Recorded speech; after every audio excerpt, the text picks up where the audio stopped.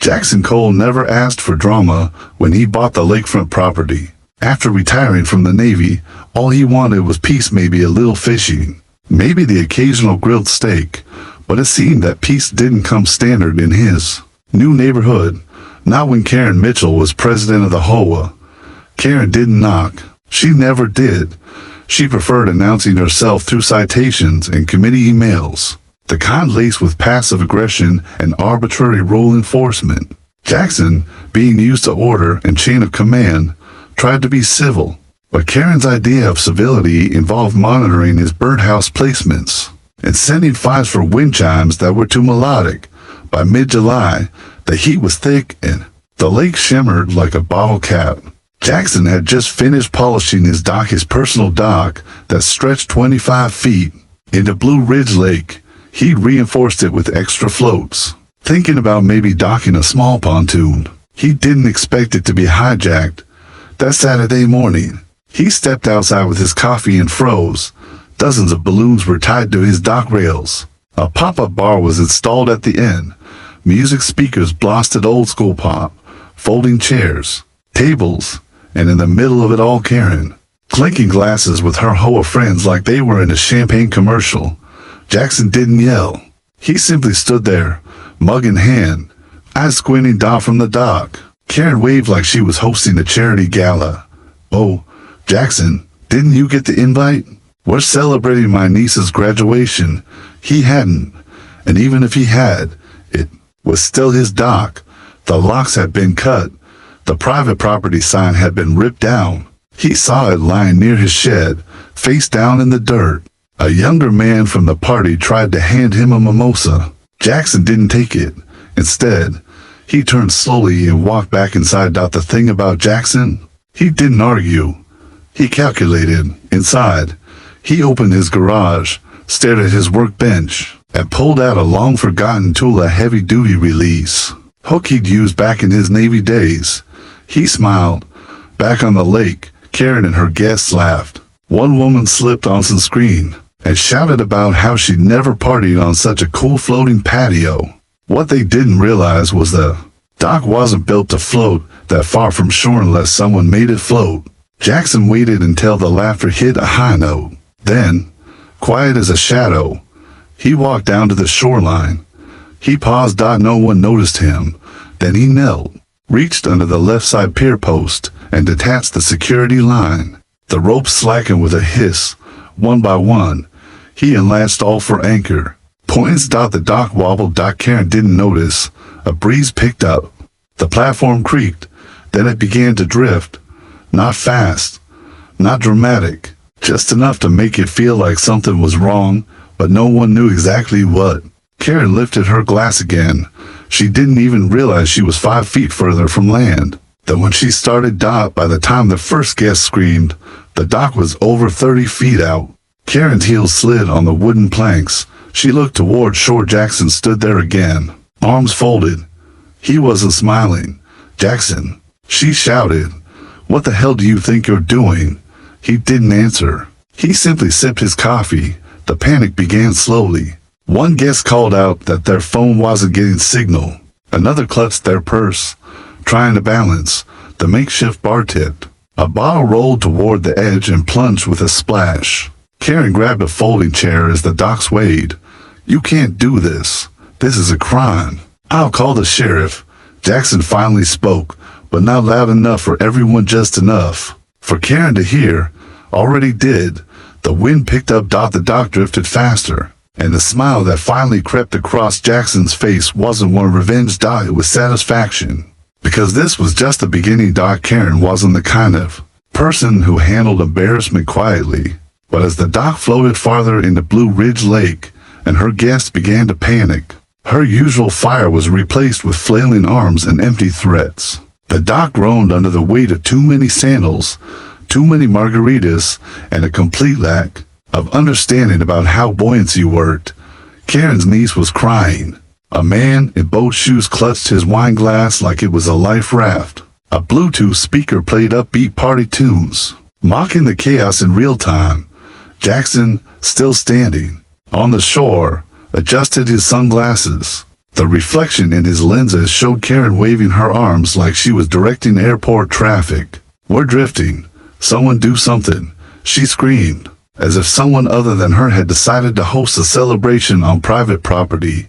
One of her guests, an older man with a Bluetooth headset and a Hawaiian shirt, turned to her. "Karen, how far is this dock supposed to go?" "It's not supposed to go anywhere," she snapped.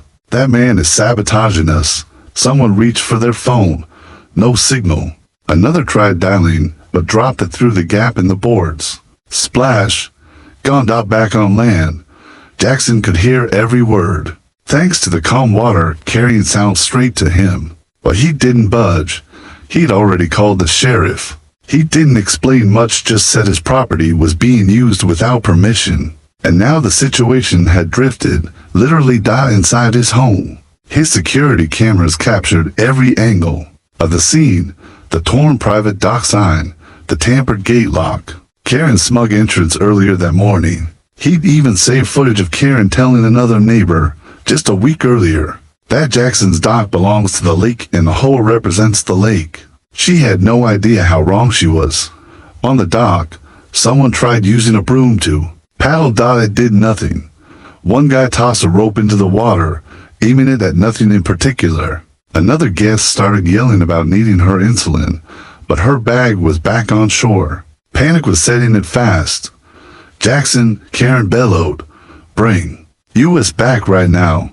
This is dangerous." He didn't speak, but he did walk slowly toward his boathouse. Karen's voice cracked, now laced with desperation. "If someone gets hurt, it's your fault." Jackson paused. Then, finally, he yelled across the water, "You mean if someone gets hurt on my private dock that you broke onto with a bar and 30 guests?" The silence that followed was heavier than the humidity. A few guests looked at Karen like they were seeing her for the first time. The man with the wine glass muttered, "You said this was your friend's dock." Karen ignored him. She turned back to Jackson. "You've always had a problem with me. This is personal." He gave her a long look. "You're right. It is." Then he opened his boathouse. From within, the engine of a small rescue skiff roared to life.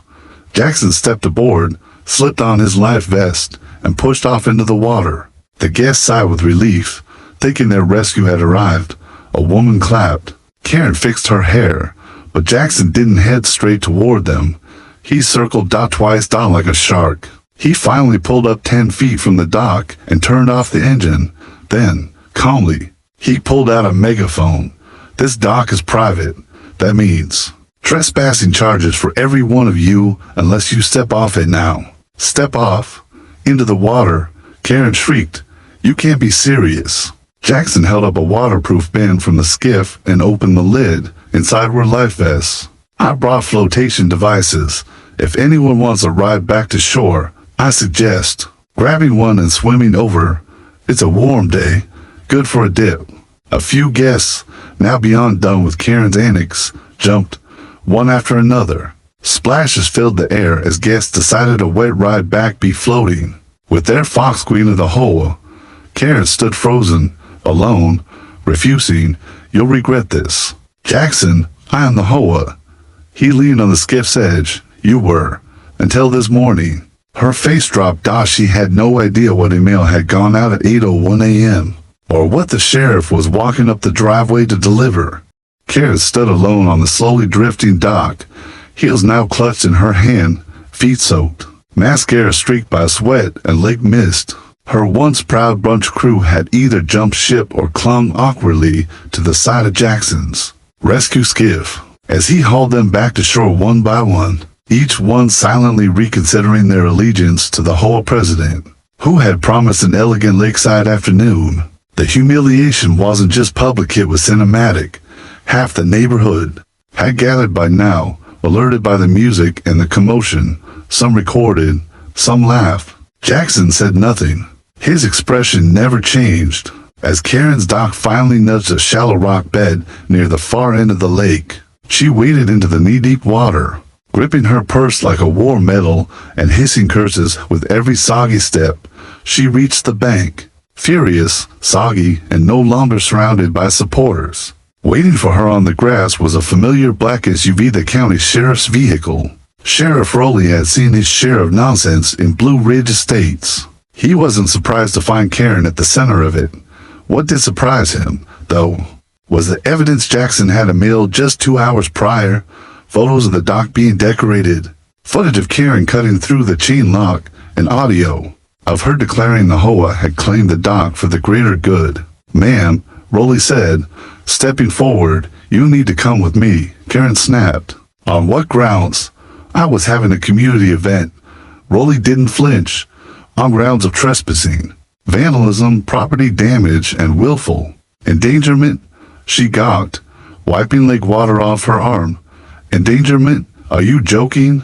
You stranded 12 people on a floating structure without safety measures," he said calmly. "One of your guests had a medical condition that could have gone bad real quick." Karen took a step back. "This is ridiculous," Jackson said. "That dog loose. He should be arrested." Rowley's deputy walked up, holding the clipboard. "Actually, ma'am, we checked. Those anchor points were his. Dock was built to detach. Man has permits for everything." Her voice cracked. "But I'm the HOA president. I run this neighborhood." Rowley looked her over. "Not anymore. You don't." From the crowd, a woman named Trisha McMillan stepped forward holding a stack of printed ballots. "An emergency vote was triggered this morning. Over 2/3 of the board agreed you've overstepped too many times. You're officially removed." Karen's knees nearly gave out. She looked around. No one backed her. The people who used to applaud her HOA announcements and smug parking violations now turned away. A few of them even offered Jackson a quiet thumbs up. Rowley stepped aside and waved to the passenger door of his SUV. "Let's go." Karen walked past Jackson on her way to the vehicle. She stopped in front of him. "You think you've won," she muttered, low and bitter. He didn't answer. She leaned in. "You just made yourself a target, Navy boy. You think the HOA was bad before. Wait till you see what I can do without the rules." He didn't blink. "You already broke the rules. That's the problem with that." She got in the car. As the SUV pulled away, Jackson looked back at the water. His dock was gently floating near the far side. He'd collect it later. No rush. He turned to see a few neighbors walking up, people who previously avoided him, now offering handshakes and small talk. "I gotta say," Trisha smirked, "that was the most entertaining HOA takedown I've ever seen." "Wasn't a takedown," Jackson said, shrugging. "Just a correction." "What happens next?" she asked. Jackson looked toward Karen's house. Her porch was covered in red, white, and blue banners from previous events she'd hosted without permits. He noticed something else too, a folder peeking out of her mailbox, a foreclosure notice. He didn't say anything, not yet, because whatever was coming next, he was ready for it. Karen didn't show her face for 3 days. Her house sat in silence, blinds drawn tight. Her bright porch banners came down one by one, ripped by the wind or cut down by someone unseen. No HOA emails, no clipboard walks, no citations shoved under windshields. It was as if Blue Ridge Estates had finally exhaled, but Jackson didn't. Relaxed, he knew better. People like Karen didn't vanish, they regrouped. On the 4th morning, a fresh notice was pinned to the community bulletin board by the entrance gate. It wasn't from the HOA. It was anonymous, but the message was clear. Some people don't deserve to live in lakefront homes they didn't earn. There was no signature, but everyone who read it knew exactly who it was aimed at and who it was from. Jackson stared at the note for a moment, then walked away without touching it. He didn't need fingerprints. He needed patterns. Karen didn't just retaliate. She orchestrated. By the weekend, strange things started happening. Someone dumped grass clippings all over Jackson's driveway. Not just a little, full bags, enough to clog his storm drains. He cleaned it up, no complaints. Then came the noise complaints, 2 in a row. Sheriff Rowley knocked on his door, awkward and apologetic. "Gotta follow through," Rowley said. holding up the forms. Even if I know it's crap. They said you were playing power tools after midnight. I was asleep by 10. Jackson replied, rolling nodded. Karen's not using HOA power anymore. But she's got time. She's got grudges, and she's got friends who owe her favors. The next day, a delivery truck showed up with 15 bags of gravel and dumped them in front of Jackson's garage. The delivery slip had no name, just a phone order and a paid invoice. It was sabotaged by nuisance, but Jackson still said nothing. No confrontations, no threats. He just kept his camera system rolling. Every angle of his property documented, every call, every false report. He archived them. Karen's game was pettiness. His was precision. That Sunday evening, as the sun dropped low over the lake, Jackson took a quiet stroll past Karen's property. She was on the porch, sipping a drink alone. No clipboard, no smug wave, just a stare, enjoying retirement. He asked without stopping, "I'm not done," she said. "I know," he replied. She smiled, but it wasn't warm. "The whole board might have turned on me, but the rules are still real, and you'll slip eventually, I'm sure," he said, calmly. "But when I do, it won't be on your dock." Karen's jaw clenched. For a moment, he saw something behind her eyes, not just anger, but desperation, something personal, something hungry. He walked on. That night, Jackson received an unexpected call. Trisha McMillan, now acting head of the interim HOA committee, sounded tense. "Did you apply for a variance on your dock?" she asked. "No." "Why?" "Someone filed a motion to have it reviewed as a code violation. Cited it as an unauthorized structure endangering public water use. It's being flagged for removal." Jackson exhaled slowly. "Let me guess. No one signed the complaint." "Of course not," Trisha said. "But we all know who did it." That was the twist. Karen hadn't just tried to destroy his peace. She was now trying to erase his dock altogether. The very thing she had partied on days ago without permission. But Jackson was ready. Because what Karen didn't know was that the dock she tried to get removed wasn't the only thing floating in the water. There was something else just beneath the surface, something she thought was gone. But Jackson had saved it, and it was going to change everything. Karen believed she was erasing Jackson's dock with one anonymous complaint, but she had no idea the very thing she tried to remove was the key to unlocking her own undoing. The letter sent to the zoning committee was enough to trigger an inspection one she hoped would result in a forced teardown of Jackson's beloved dock. What she didn't expect was that Jackson had been waiting for this move dock by Tuesday morning. The city inspector arrived. Jackson was calm, polite, and fully prepared. His dock permits were laminated, filed in triplicate, and dated 2 years back, approved directly by the county. But he didn't just hand over the paperwork. He offered something better: video footage. The inspector watched as Karen cut the locks, hung decorations, and loudly claimed the HOA controlled the dock. The timestamp didn't lie. Her voice didn't lie either. The inspector raised an eyebrow. "This the same lady who filed the anonymous complaint?" "Unofficially, yes," Jackson replied. "Officially, she has no authority anymore." He handed over a flash drive. "You'll also find evidence she damaged support pylons by drilling into them for her party railings. That caused some instability. I had to make repairs." The inspector pursed his lips and wrote something down.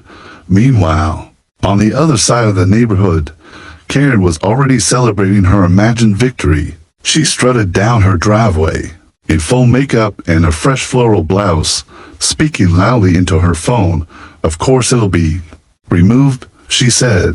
"The guy built it himself like some backyard Lego project. Once it's gone, he's just another guy with a backyard. That's it." But the world had a funny way of catching up. By that evening, her phone rang. It was Trisha. "You might want to check your mail," Trisha said. Karen walked to her box, pulled out a plain manila envelope, and tore it open. Inside was a cease and desist order. At first, she scoffed. Then she read it again. It wasn't from Jackson. It was from a homeowner 3 doors down Angela Pike. Karen had fined Angela last year for excessive potted plants and tried to evict her. For storing her kayak in the alleyway, Angela's lawyer had discovered something in the HOA bylaws. A clause buried on page 13 that explicitly banned any board member from using community power to access private properties without unanimous board consent. Karen had violated that clause 17 documented times. Angela wasn't suing for money. She was suing for censure and revocation of Karen's community privileges. Karen's hands trembled as she read. She was banned from using common amenities until further review. No clubhouse, no HOA voting, no dock access. She stomped across her lawn, heels stabbing the grass, and headed straight for her car, but her tires were already flat. All four. She screamed. Inside her house, she poured herself a drink, trying to calm the shake in her hands. That's when she heard it, the familiar ping of her Ring camera alert. Someone was standing on her lawn. Jackson. She flung open the door, ready to explode. You think you scared me? She snapped. I'm not here to scare you, he said. Just wanted to give you something back. He stepped aside. Behind him sat a sealed black crate. Karen narrowed her eyes. What is that? You left it on my dock, Jackson replied. The morning of your party. Thought you might want it back. She approached cautiously, opened the lid. Inside was a wet folder stamped with HOA archive files private in bold red. Her face went pale. She had left it behind. She had forgotten it in the rush. It contained internal memos she drafted about illegally raising dues, altering vote tallies, and even planning fake complaints to justify citations. Jackson had made copies. She knew he had. She could see it in his face. You're bluffing, she hissed. He didn't reply. He just turned and walked away. Karen collapsed into the crate, clutching the lid, the wind whispering across the lawn as the neighborhood lights flickered on, one by one. Karen stayed up all night shredding paper. Every document she could find, old notices, personal notes, emails printed for HOA meetings, went through the machine. Each sheet was a reminder of control slipping from her fingers, but deep down, she knew it wasn't the physical files that threatened her. It was what she couldn't shred, what Jackson had already digitized. By morning, the whole group chat was on fire. Someone had leaked the archive folder. Every email Karen had sent from her old board account, every manipulated fine, every timesheet, marked a non-existent violation just to punish a homeowner she didn't like. It was all there. Screenshots, attachments, even recordings, and they didn't come from Jackson. They came from a new burner account with a single post. Transparency matters. Ask your former president why she marked 14 residents for unauthorized garden structures, while she had a jacuzzi illegally installed behind a privacy screen.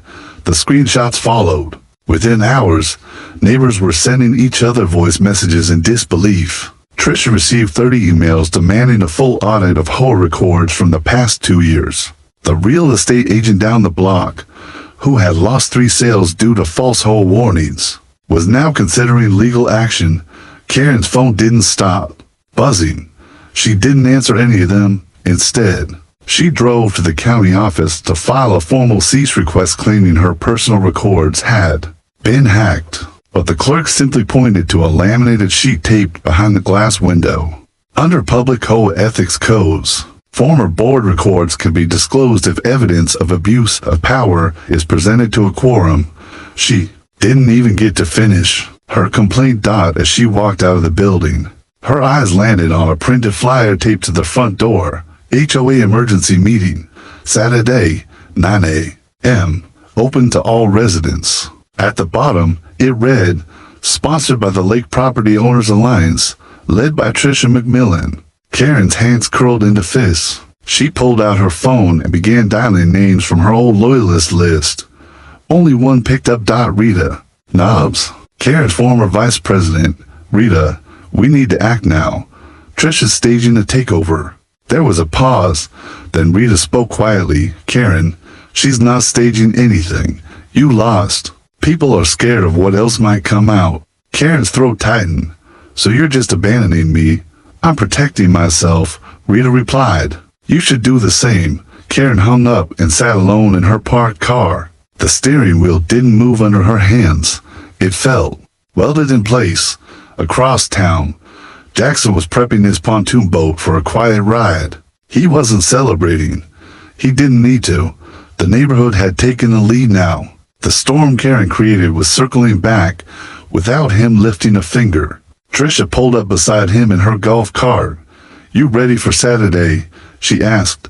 "I'll be there," Jackson said, "but I'm not running for anything." "Doesn't matter," she said. "People are looking at you like a symbol. Calm in chaos. Backbone when everyone else stayed silent." He looked out over the lake. "I'm no symbol. I just wanted my dock." Trisha smiled.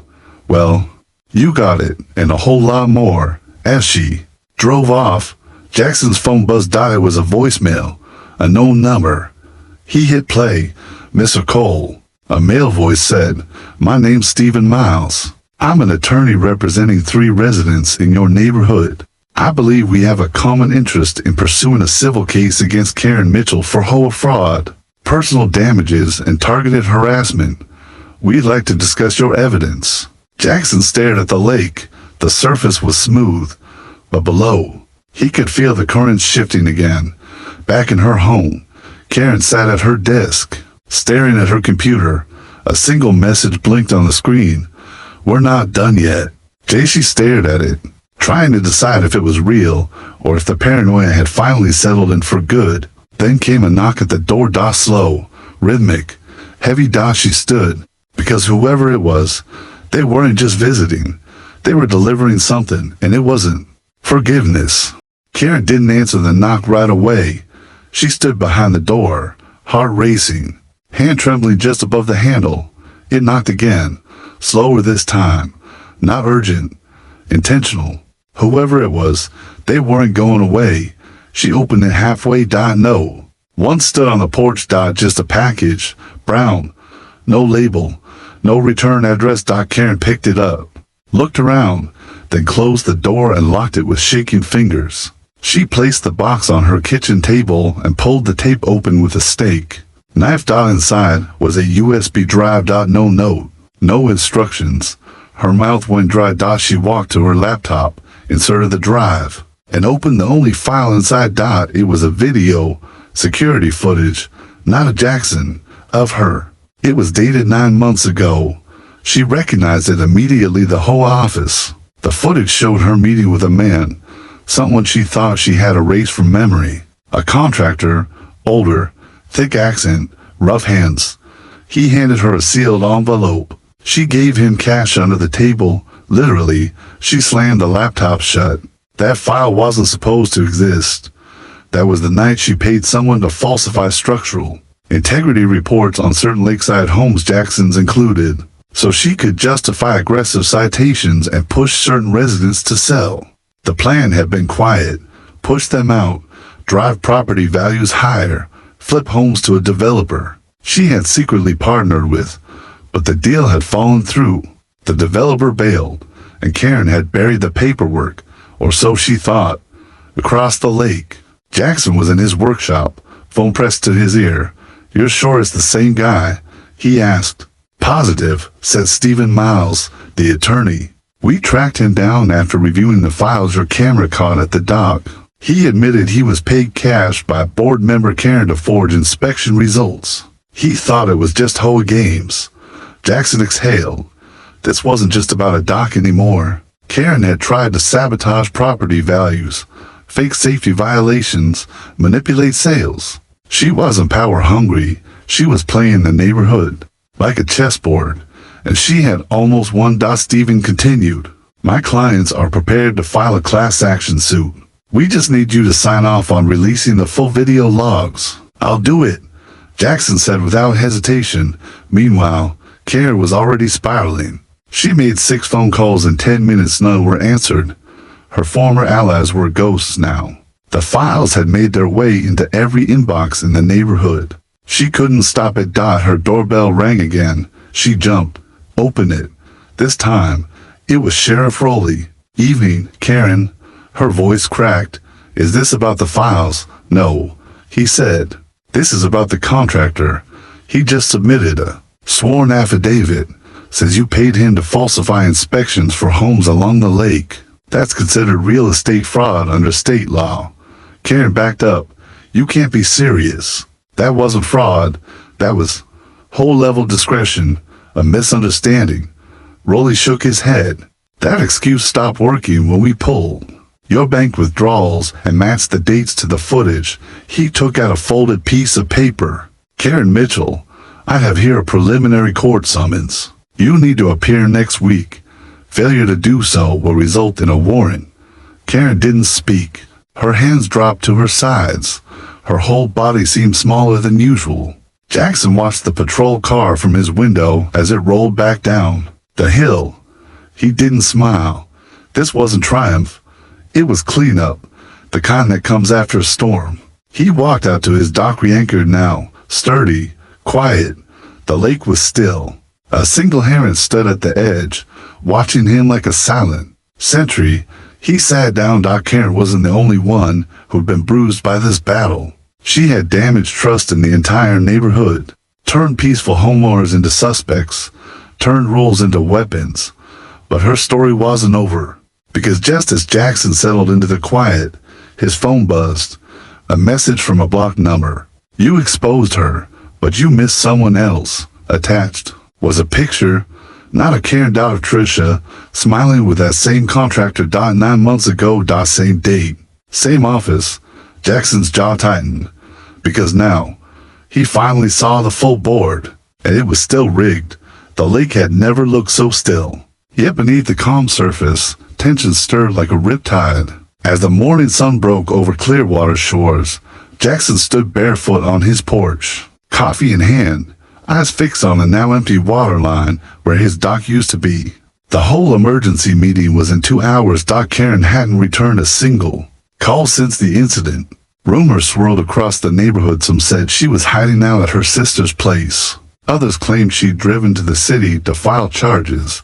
But Jackson knew better. He knew Karen, and she didn't retreat, unless she was about to launch something bigger. Meanwhile, Jackson had already spoken to his lawyer. Every inch of that dock had been funded, constructed, and maintained by him. The property lines were clear, and his surveillance footage had documented Karen and her guests trespassing. The video of the drifting dock had already made it to the neighborhood group chat, spreading like wildfire without a single word from him. The neighbors were starting to whisper differently now, not about his reaction, but about her entitlement. At 10 a.m., Jackson walked into the HOA clubhouse. Rows of plastic chairs were filled with familiar faces, some amused, some uncertain, some nervously avoiding eye contact. Karen hadn't shown up yet, but her best friend Diane stood near the podium, ripping a folder and looking like she was ready to breathe fire. Let's bring this meeting to order, Diane snapped,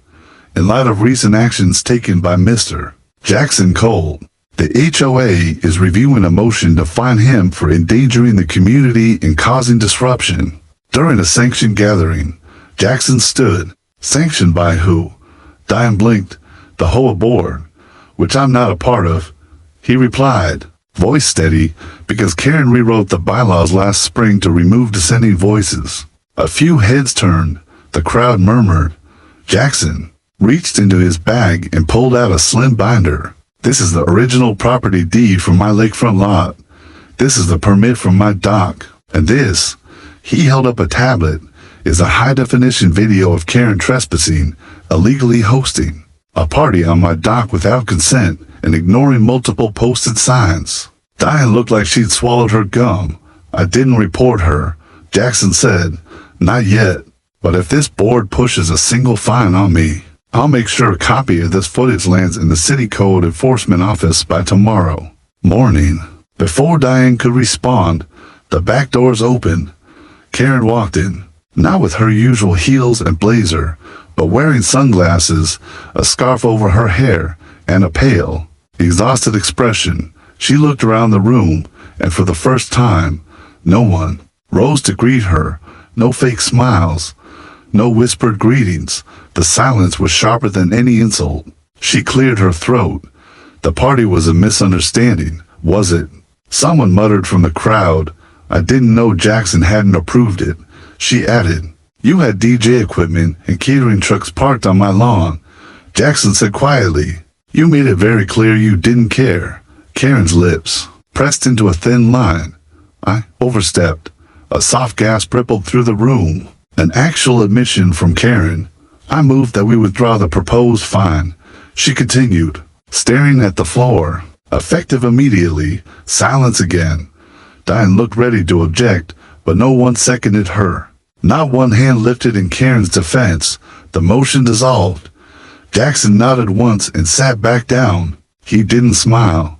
He didn't gloat. But as he watched Karen retreat to the back of the room, it was clear something had shifted. She wasn't the queen of the HOA anymore. She was just another neighbor one who'd finally been set adrift, right alongside her pride dot outside. Jackson walked the long path down toward the shore, where construction was already underway for a brand new dock this time, equipped with a gate and a remote-controlled locking mechanism. As the sun climbed higher, a breeze rolled in from the lake, lifting the scent of fresh cedar and freedom. Jackson took one last look across the water, knowing he hadn't just reclaimed his dock, he reclaimed his peace. And Karen, she learned the hard way some lines you don't cross, especially not when they float.